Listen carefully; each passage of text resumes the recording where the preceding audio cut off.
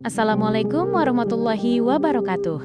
Selamat datang kembali di Al-Madinah Circle Media, tempat di mana kita belajar agama dengan hati yang tenang, bukan dengan ketakutan, tapi dengan cinta. Karena agama itu seharusnya mempermudah, bukan mempersulit, menenangkan, bukan menegangkan.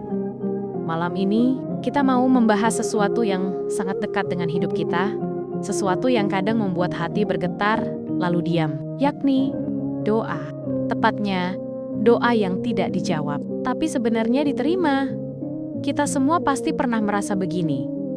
Sudah berdoa lama, sudah menangis, sudah ikhlas, tapi seolah langit tetap diam. Tak ada tanda-tanda doa itu dikabulkan, lalu hati mulai bertanya lirih. Apakah Allah tidak mendengar? Atau bahkan lebih dalam lagi, apakah aku sudah tidak layak dikabulkan? Sebenarnya Allah selalu dengar. Cuma manusia ini sering salah paham tentang arti jawaban. Allah berfirman dalam surat Al-Baqarah ayat 186, "Wa idza sa'alaka 'ibadi 'anni fa inni qarib. Ujibu da'watad da'i idza da'ani." Dan apabila hamba-hambaku bertanya kepadamu tentang aku, maka sesungguhnya aku dekat. Aku mengabulkan doa orang yang berdoa apabila ia berdoa kepadaku. Nah, perhatikan baik-baik. Allah tidak mengatakan, aku kabulkan permintaannya segera. Tapi aku mengabulkan doa. Jadi setiap doa itu diterima. Hanya saja bentuk penerimaannya berbeda-beda. Kalau semua doa dikabulkan sesuai keinginan manusia, dunia ini hancur. Iya, karena coba bayangkan, semua orang minta menang, nggak ada yang mau kalah.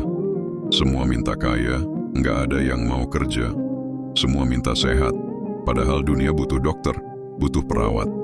Jadi kadang Allah bukan menolak doamu, tapi menjaga keseimbangan semesta. Kalau semua keinginan manusia dikabulkan, dunia ini kacau. Maka diamnya Allah itu bukan berarti Allah tidak peduli. Tapi Allah sedang menata hidupmu dengan cara yang kamu belum pahami. Jadi, sebenarnya doa itu bukan ditolak ya, Mas? Tapi belum tentu diwujudkan dalam bentuk yang kita harapkan? Betul, doa itu bukan sekadar daftar permintaan. Doa itu percakapan antara hamba dan Tuhannya. Kadang Allah tidak langsung memberi apa yang kita minta, karena Allah lebih suka mendengar kita terus memanggil namanya. Jadi pernah ada cerita begini, ada seorang bapak yang anaknya merantau jauh. Setiap hari bapaknya nunggu kabar, tapi anaknya jarang telepon. Begitu anaknya butuh uang, baru nelpon. "Pak, Bu, kirim uang dong." Nah, bapaknya bahagia bukan karena diminta uangnya, tapi karena akhirnya anaknya ingat lagi. Begitu juga Allah. Allah tidak butuh isi doamu, tapi Allah rindu suaramu. Dalam tafsir Al-Qushairi dijelaskan, "Ad-du'a'u syaraful 'abdi li'annahu yunaji rabbahu." Doa adalah kehormatan seorang hamba, karena ia sedang berbicara dengan Tuhannya. Artinya apa? Artinya gini, kalau kamu merasa doamu belum dikabulkan, mungkin karena Allah masih ingin mendengar suaramu lebih lama.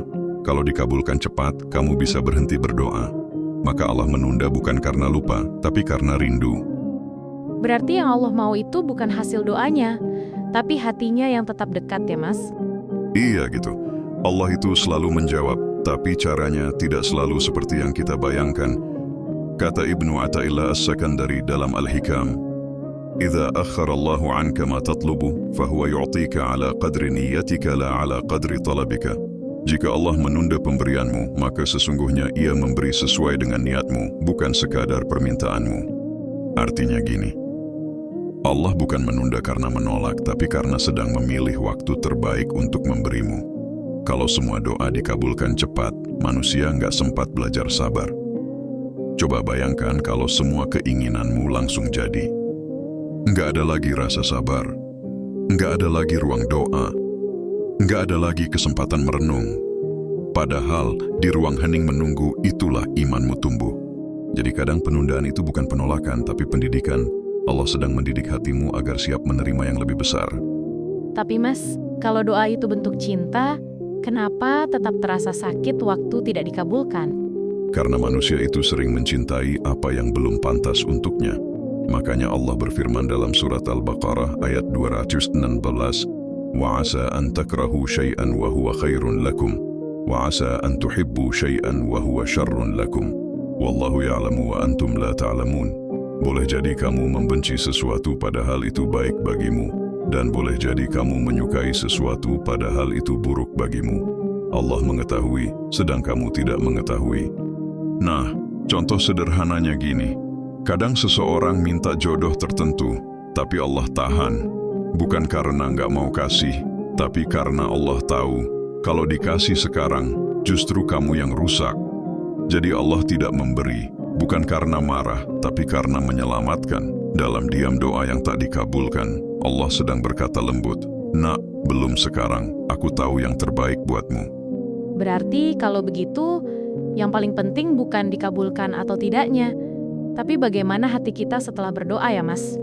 Iya, doa yang paling diterima itu bukan yang permintaannya terjadi, tapi yang membuat hatimu tenang setelah berdoa. Rasulullah bersabda, "Man aktsara du'a qaruba minallahi watma'anna qalbuhu." Barang siapa yang banyak berdoa, maka ia semakin dekat dengan Allah dan hatinya menjadi tenang. Hadis riwayat Tirmidzi. Artinya doa itu bukan sekadar alat untuk mengubah takdir, tapi jalan untuk menemukan ketenangan di dalam takdir. Kalau setelah berdoa kamu jadi lebih sabar, lebih tenang, lebih yakin, itu tanda bahwa doamu sudah diterima. Allah mungkin belum memberi yang kamu minta, tapi sudah memberi yang kamu butuh, ketenangan. Makanya, jangan berhenti berdoa hanya karena belum melihat hasil. Bisa jadi Allah sudah menjawab, tapi bukan lewat perubahan keadaan, melainkan lewat perubahan hatimu. Orang itu kalau berdoa lama nggak dikabulkan, biasanya langsung curiga. Kok doa saya nggak dijawab-jawab? Padahal, kata ulama, tidak semua doa yang tertunda itu ditolak, kadang justru sedang dijaga. Coba kamu renungkan, kalau semua doa langsung dikabulkan, berapa banyak manusia yang justru akan rusak oleh keinginannya sendiri? Allah berfirman dalam surah Asy-Syura ayat 27, "Walau basatallahu rizqa li'ibadihi labaghaw fil ard." Kalau Allah melapangkan rezeki bagi seluruh hambanya, niscaya mereka akan berbuat melampaui batas di bumi. Artinya apa?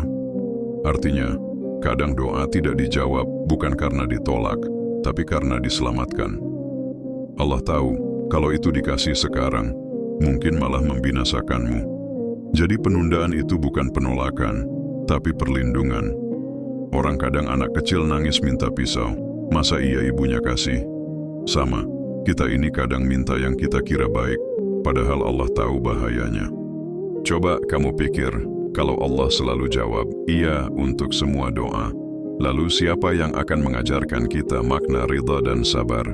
Dalam hadits riwayat Ahmad, Rasulullah bersabda, "Ma min muslimin yad'ullaha bida'watin, laisa fiha ithmun wala qati'atu rahim, illa a'tahu Allahu biha ihda thalath." Tidaklah seorang muslim berdoa kepada Allah dengan doa yang baik, kecuali Allah akan memberinya satu dari tiga. Dikabulkan segera, disimpan di akhirat, atau dijauhkan dari musibah sepadan. Jadi, kalau kamu berdoa dan belum dikabulkan, bisa jadi jawabannya bukan iya, tapi nanti, atau ada gantinya yang lebih baik. Kalau semua doa dijawab sesuai maumu, berarti yang jadi Tuhan bukan Allah, tapi kamu. Pelan-pelan kita belajar. Doa itu bukan untuk mengatur Allah, tapi untuk menata hati supaya tunduk padanya. Dulu ada seorang santri di pesantren kecil. Tiap malam ia menangis minta kepada Allah agar diterima di universitas besar. Ia sudah belajar sungguh-sungguh, tapi tetap gagal. Ia kecewa, merasa Allah tidak adil. Beberapa tahun kemudian, ia justru diminta mengajar di pesantren tempatnya dulu belajar. Santri-santri kecil menghormatinya, mencintainya, dan dari tangannya lahir banyak hafidz Quran. Suatu malam ia berdoa, "Ya Allah, ternyata Engkau tidak mengabulkan doaku dulu, karena Engkau menyiapkan jalan yang lebih Engkau ridai. Kadang Allah tidak memberi yang kamu minta, karena Dia ingin memberi yang kamu tidak sangka." Itulah yang disebut oleh Imam Ibn Athailah As-Sakandari dalam Al-Hikam, "Rubba du'ain mana'aka fid dunya, fa'a'takahu fil akhirah." Kadang Allah menahan doamu di dunia untuk memberimu balasan lebih besar di akhirat. Doa yang paling tinggi itu bukan yang mengubah keadaan, tapi yang mengubah pelakunya menjadi lebih baik. Contohnya begini, kamu dulu berdoa supaya masalah cepat selesai. Masalahnya malah lama. Tapi apa yang terjadi? Selama itu kamu jadi rajin sholat malam, lebih sabar, lebih dekat dengan Quran, lebih mengenal Allah. Itu berarti doamu sudah dikabulkan dengan cara lain, bukan dengan mengubah situasi, tapi mengubah hatimu. Dalam surah Al-Baqarah ayat 186, Allah berfirman, "Wa idza sa'alaka 'ibadi 'anni fa inni qarib." Dan apabila hambaku bertanya tentang aku, maka katakanlah, aku dekat. Dekatnya Allah itu bukan selalu lewat jawaban, kadang lewat rasa tenang yang tiba-tiba muncul di tengah kecewa. Itu pun bentuk ijabah, jawaban yang tidak berbentuk kata, tapi rasa. Jadi, kamu jangan buru-buru menyimpulkan bahwa doa itu gagal. Allah tidak pernah menolak doa seorang hamba yang datang dengan hati yang tulus. Cuma, kadang Allah menjawab dalam bentuk yang tidak kita pahami. Kata Imam Al-Junaid, "Ad-du'a'u miftahul bala'i wa dalilur ridha." Doa itu kunci ujian dan tanda keridhaan seorang hamba. Artinya, kalau kamu masih mau berdoa, itu sudah tanda Allah ridha sama kamu. Sebab orang yang dibenci Allah, hatinya dibuat enggan berdoa. Kalau Allah masih kasih kamu kemampuan untuk berdoa, berarti Dia belum berpaling darimu. Kadang jawaban dari Allah bukan perubahan keadaan, tapi tetapnya semangatmu untuk memanggil namanya. Hidup ini bukan tentang berapa kali doamu dikabulkan, tapi berapa kali kamu tetap percaya meski belum dikabulkan. Itulah tanda doa yang sebenarnya sudah diterima. Diterima untuk mendidik, bukan untuk memanjakan.